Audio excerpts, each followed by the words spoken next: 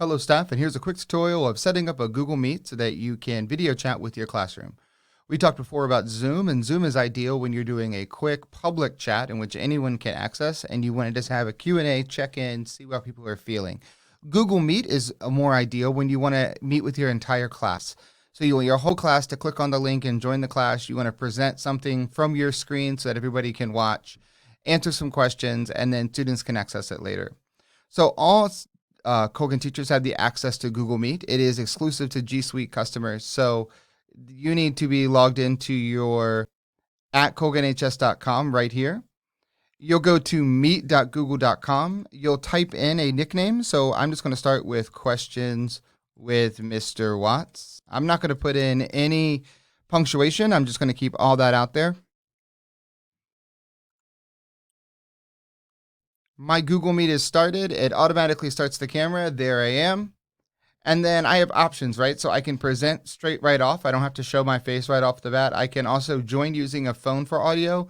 So if you have an internet connection in which the Wi-Fi is difficult, it's choppy, using phone for audio is nice as well. So I can just click join right now, and now I'm joined. I can copy.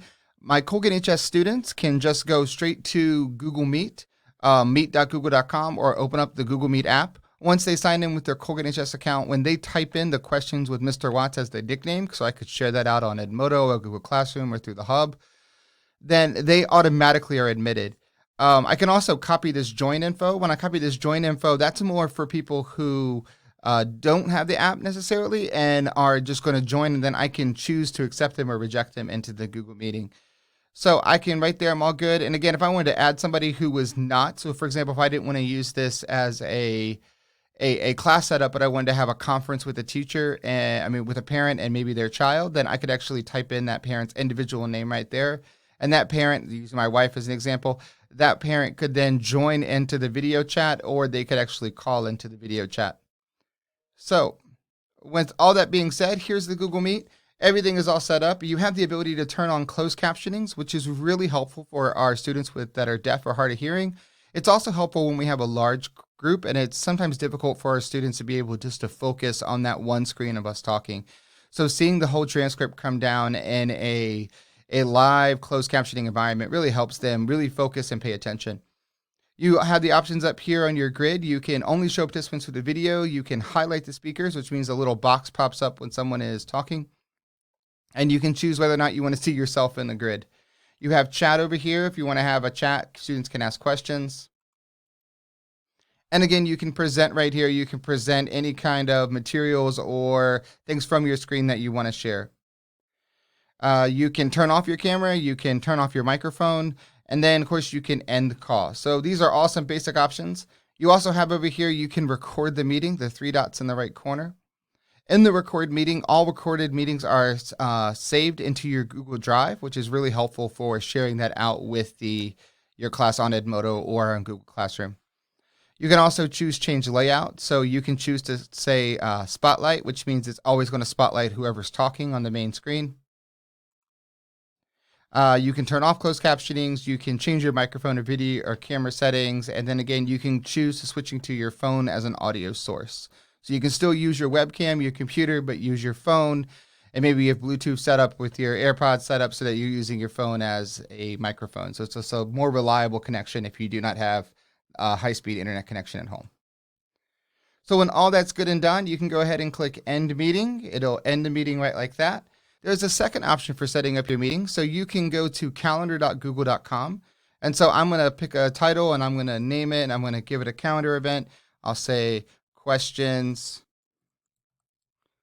with Mr. Watts. Again, I pick a time and a date. Location doesn't matter. And then right here, I want to add conferencing. So I'm going to add a Google, it's a location. So I'm going to add a Google Meet as a conference. I can down here, I can attach a document, which is really helpful if I had like a PDF that I wanted students to access and go over as we're meeting as a class. I can attach it right there. I can also send any links that I wanted students to have popped up. I can add any guests that are not Colgan HS guests. So for example, if I knew that mom or dad really wanted to attend this class lecture, I could add that in right there. And then the other option that Google Meet provides. So again, Zoom ideal, right? When you're doing a class less than 30, everybody get on, let's talk, catch up, see what's going on, answer some questions, and then it's over. More of a social time with your students than it is an actual class. Google Meet, ideal when you're doing a class lecture. And then sometimes if you're doing a lecture that's larger than one class, so you're talking an entire COD or an entire subject or an entire grade level that you want to meet with, and one teacher wants to do that out, or just maybe even just more than one classroom, you can down here, you can add a live stream. So what the live stream does, it allows you to still do the same Google Meet, but you can say instead of joining the Google Meet, they join the live stream. So you would again paste that into the Hub or into Edmodo or into Google Classroom. And then students could watch the lecture, but wouldn't be able to share things, wouldn't be able to talk over you. They would just be listening to your lecture. So again, that's all done. I hit save. I have this upcoming meeting. So again, if I go back to my meet.google, I see that I can start a new one, or I can see that here's my saved one already ready to go. So I can get back into that saved one that I know I'm going to have started. And you see right here, because I said that I was going to offer the option to live stream, I could start streaming. And then now when I start streaming that live stream meeting, now my Google Meet is streamed so people can watch that Google Meet. So an example of this would be, what if maybe me and 2 or 3 other teachers were going to co-teach a lecture. We're added on as collaborators on this Google Meet, but we share our live stream with all of our classes so that everybody can watch and see us all talk at once. Okay, so that explains how to set up a Google Meet. Again, ideal for when you're doing a one class or more than one class setting.